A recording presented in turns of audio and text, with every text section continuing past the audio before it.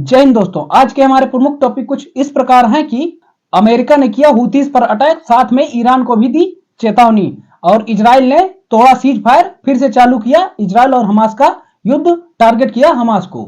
China ने deep seek को promote करने के लिए डीप सीक के कर्मचारियों के जब्त किए पासपोर्ट। और हमारा पहला टॉपिक कुछ इस प्रकार है कि जब से डोनाल्ड ट्रंप यूएसए में आए हैं जो बाइडेन के बाद 19 जनवरी से उन्होंने 20 जनवरी का मतलब शपथ ग्रहण समारोह था उनका, उन्होंने शपथ ली है, तो 19 जनवरी से ही शांति हर जगह छाने लगी थी। 19 को उन्होंने हमास और इजराइल का समझौता कराया और फिर यूक्रेन और रसिया का विवाद खत्म करवाने वाले हैं। तो ये सब शांति शांति करवा रहे थे और टैरिफ वैरिफ का ये जो ट्रेड वॉर लड़ रहे थे और दुनिया भर के देशों को अपनी पावर दिखा रहे थे। तो आदमी मतलब दो लोगों ने सोचा था कि ट्रंप इतना खतरनाक एक्शन नहीं ले रहे जितना ईरान के ऊपर लिए करते थे और आतंकवादियों के ऊपर लिए करते थे, तो नहीं, उन्होंने अपना काम चालू कर दिया है और ईरान को एकदम सख्त हिदायत देते हुए, उन्होंने एकदम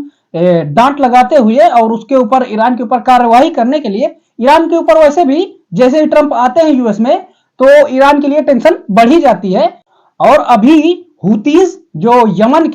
यमन में कब्जा किए हुए हैं, जो सिया लोग हैं, उनका जो लीडर था हुती नाम के पीछे था, तो हुतीज ही बोले जाने लगे हैं। तो हुती जो हमास को सपोर्ट करने के लिए ईरान से असला बारूद और ये मिसाइल गोलियां सब लेकर टारगेट किया करते थे इजराइल को। डायरेक्ट यमन से, यहां से सीधा सना राजधानी है यमन की, तो वहां से टारगेट किया करते थे हुतीज। तो अमेरिका ने पनिश करने के लिए और हमास का समर्थन करने के लिए हुतीज जो रेड सी से व्यापार हुआ करता था, जो भी कंटेनर शिप आया जाया करते थे दुनिया के, अमेरिका के, इजराइल के, तो उनको टारगेट करके हुतीज उड़ा देते थे और उनको लूट लेते थे या डिस्ट्रॉय कर देते थे। तो अमेरिका के बहुत सारी शिप्स को भी डिस्ट्रॉय किया और लोग जो है उस रूट को छोड़कर, रेड सी के रूट को छोड़कर, पूरा जो साउथ अफ्रीका का कॉन्टिनेंट है उसको घूमकर पूरा इंडियन ओशन में आते थे और इंडियन ओशन से भी घूमकर पूरा उससे जाते थे। उससे कॉस्ट भी बढ़ती थी, टाइम भी लगता था और आने जाने में उनका काफी टाइम का कंजम्पशन होता था और खर्चा भी बढ़ता था, जिससे कि चीजें महंगी होती थी। तो अमेरिका उन्हें काफी बार बाइडेन के काल में भी उन हुतीज को टारगेट किया, वहां पर एयर स्ट्राइक की और उन्हें दंडित करने का प्रयास किया और मारा भी। तो हुतीज जो है बाज नहीं आए। जब ये डोनाल्ड ट्रंप आए तो इन्होंने अब अपना विकराल रूप उन्हें दिखाना चालू किया है और एक जो सेंट्रल एशियन की कमांड थी उसको एक्टिव करके उन्होंने एयरक्राफ्ट कैरियर लगा के वहां से डायरेक्ट जहाज उड़ा के एकदम लाइव देख रहे थे कि कैसे वहां पर एयर स्ट्राइक हो रही है, कैसे हुतीज को मारा जा रहा है। तो अभी खबर आई है कि 50 लोगों को खत्म किया जा चुका है हुतीज के, जबकि हुतीज का क्लेम है कि इन्होंने निर्दोष लोगों को, सिविलियंस को टारगेट किया है और खत्म किया है। जबकि अमेरिका का दावा है कि उन्होंने ये हुतीज को ही टारगेट किया है और इसी तरह टारगेट करते रहेंगे अगर हुतीज नहीं सुधरते, अगर उन्होंने टारगेट करना बंद नहीं किया, जो शिप्स आने जाने वाली हैं रेड सी से, अगर उन्हें टारगेट करना और ये सब करना बंद नहीं किया, लूटना और उन्हें उड़ाना, मतलब ग्रेनाइड फेंक कर और मिसाइल दाग कर उन्हें खत्म कर देते थे। अगर हुतीज नहीं सुधरते और नहीं ऐसा करते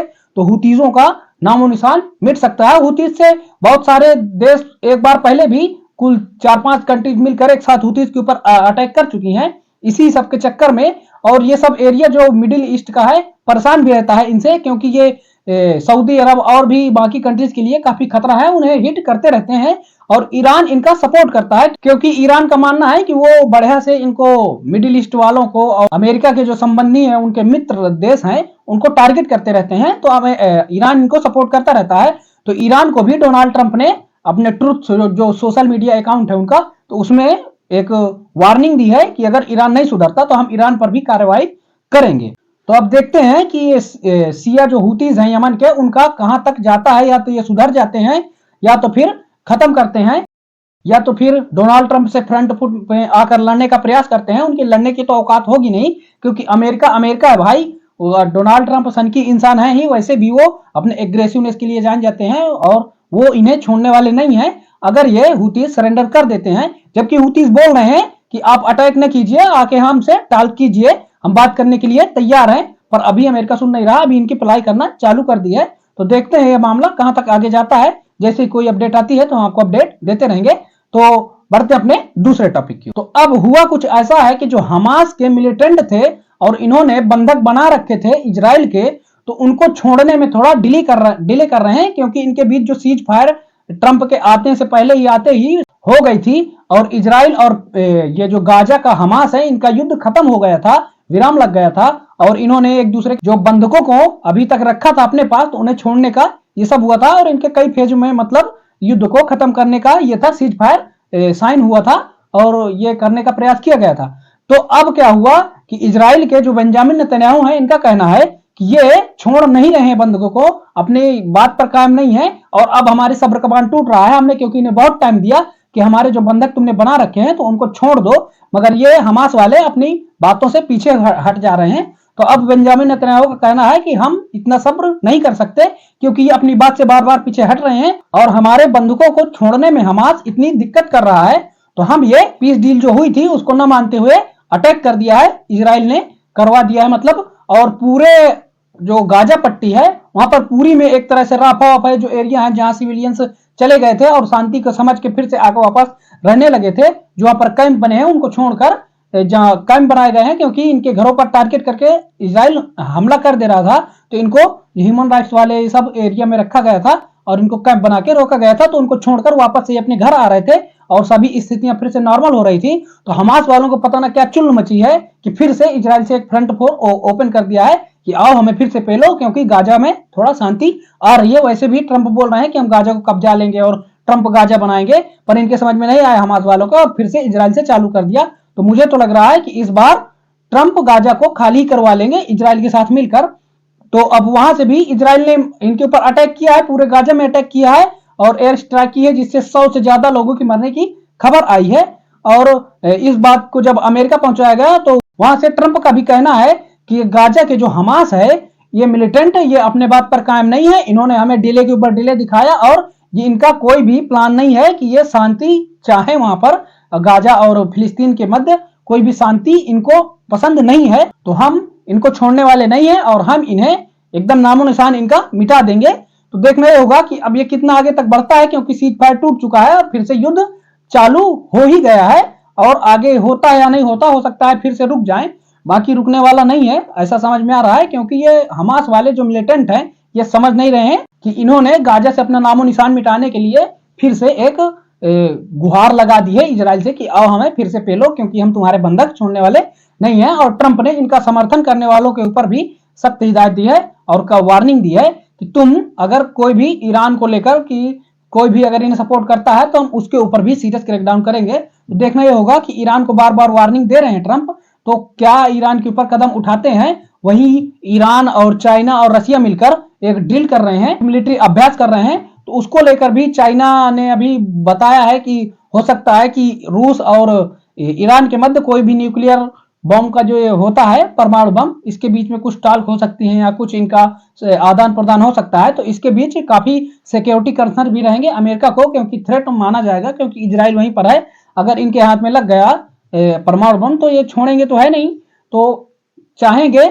ट्रंप की इनके पास कभी भी ऐसा शक्ति ना आए। तो देखते हैं इसके लिए क्या वो नेक्स्ट स्टेप लेते हैं। तो इससे रिलेटेड कोई भी न्यू डेवलपमेंट आती है तो हम आपको बताते रहेंगे। तो बढ़ते अपने नेक्स्ट टॉपिक की ओर। चाइना ने डीप सीक जो बहुत ही पॉपुलर हुआ था अभी बीच में, जिसने चैट जीपीटी और वेरियस एनवीडिया ये सब यूएस की कंपनी है इनके